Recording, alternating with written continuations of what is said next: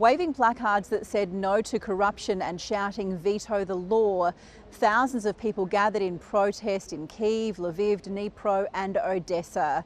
They'd gathered within hours of hearing that their country's parliament had passed a law tightening oversight of two key anti-corruption agencies. Critics say that'll significantly weaken those agencies' independence and give President Volodymyr Zelensky's circle influence over investigations.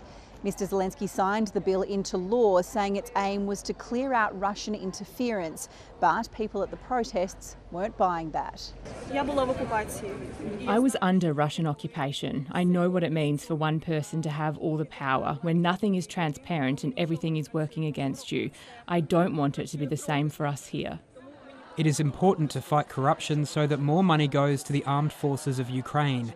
While Ukrainians are broadly supportive of President Zelensky's advocacy for their war-torn country internationally, at home one of the biggest concerns is entrenched corruption.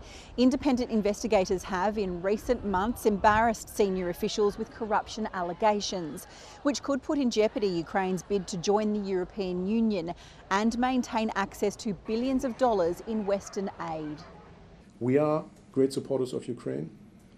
We want to fight and we want to tackle the Russian propaganda narrative of the corrupt Ukraine because we think that's nonsense. But we also believe that anti-corruption bodies need to be independent. Within hours of the law passing and the protests occurring, the Kremlin had seized on the opportunity to try to discredit and destabilise Ukraine, with Kremlin spokesperson Dmitry Peskov saying there was a lot of corruption there and that Western aid money was being stolen. After a day of pressure from inside and outside Ukraine, President Zelensky has now appeared to backflip and has suggested another law change. I will propose a bill to the Parliament that will provide strength to the law enforcement system, and there will be no Russian interference or interference in law enforcement agencies. And very importantly, all standards for the independence of anti-corruption institutions will be in place.